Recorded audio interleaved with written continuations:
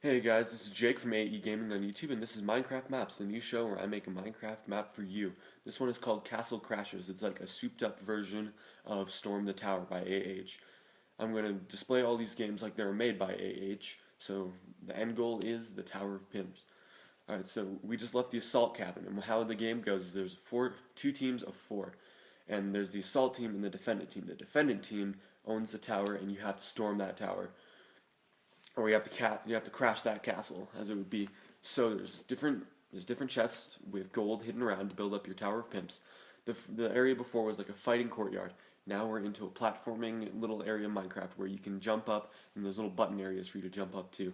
So after a while, after you swing through the whole entire thing, you get up to the top where you see the next piece of gold. Then there's this hallway here where if you do not sprint through it, you will die.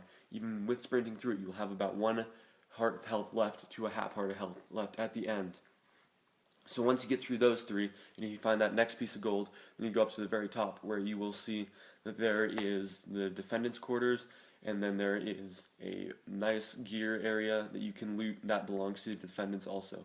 You go down this long hallway, and I click out and click the wrong button, and here is the control room for the defendants. The defendants are going to be in there, and that's where the Tower Pimps is.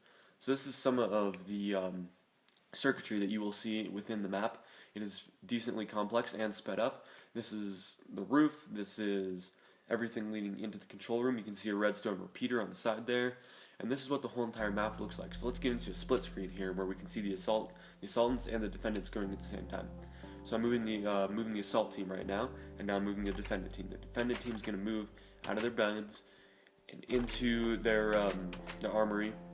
And they have different things like armor, XP, swords, bow and arrows, and then no craftable items. They do get iron armor and iron swords. That's the defendants' advantage, is that they have smaller or weaker armor, which you can put it at gold or leather too if the assailants need an extra advantage. So once you get into the control room here, you're set up and you're ready to go. So the assailants are going to start to move. This top floor here, oh, we're going to go downstairs first, my bad. So you have different things like XP and very similar to what it was before, food, bow and arrows, swords. The difference is they get diamond armor though, but still iron swords. So then another thing that's different for this one is you go over here and there's crafting and important items. And you're going to see a couple different things within here. You need the torches of the sea lanterns to make the, to light up the main platforming room. You also need the gold bricks and the iron ore from inside that cabin to go upstairs and go over here and make your first of the gold bricks. Without doing this, you will not be able to make the Tower of Pimps. So you have to mine it, knock it down into coal, and then stick it in the furnace to make that gold brick. So once you have that and you're suitably geared up, you will head down the stairs, underneath the stairs, and out into the main courtyard. The game should generally take about probably a good 15 hours to build, honestly, and it can be played in teams of 2v2 to 4v4 because Minecraft ends at that last bit. So once we hit the courtyard here, the first defendant line is turning on this wall of arrows. Now this won't kill you, but it will seriously damage you to get you to the next point. So once you get past the wall of arrows, and if they're looking out the window, the defendants, they can see when you got past the wall of arrows, which an occasional one will still come and get you. They can turn that off, and then if you look up, there's lots of light shining through. So that's what the roof button is for. It's to shut down the roof, make sure no light gets into the courtyard, for you to activate. I just turned up the gamma there a little bit so you could see it. And this is meant for you to activate the mobs. So once the roof is closed, no sunlight's getting in, you activate the redstone repeater with the mobs. And while I was filming this, I actually made a mistake. When you first see them come through, you want to shut down those doors.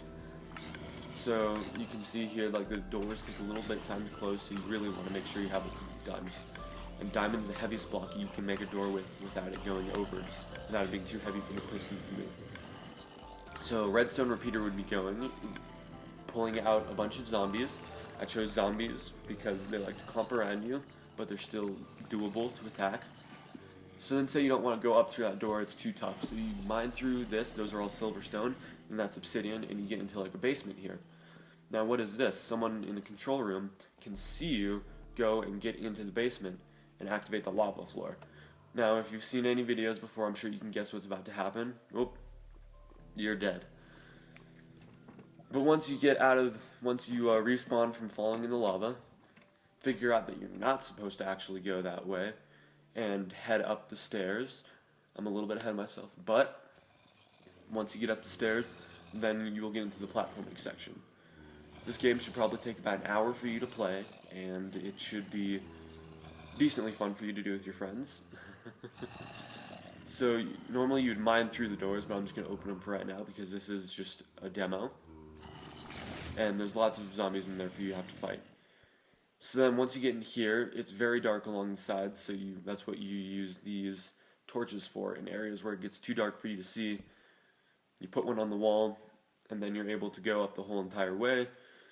And I'm not going to take the time trying to platform that because it is difficult, and you do have to sprint in some areas, you do have to jump in some areas, and then I just turned back down the gamma so you can see what this hallway would look like. It's very dark, lots of fireballs whizzing past you, and I wasn't fully sprinting, so I would have been dead there. So now that you're towards the top and you're heading all the way over, I left this map in a skeleton so you can kind of see what the circuitry was like and take a shortcut around here. You will get into the defendant's areas where you will fight with the defendant in the control room. You'll notice that the Tower of Pimps is gone from where it was before. That's because that's where you need to place it to be successful or to win the map. And that's how you can tell when the tower is taken, is when the Tower of Pimps is proudly displayed in the control room. So we go 1, 2, 3, 4, and that is how you play Minecraft Maps Castle Crashers. If you have any questions about the map or the specifications on how to build it, my contact information is on my YouTube channel, AE Gaming. This is Jake Ream. I hope you liked it. Bye.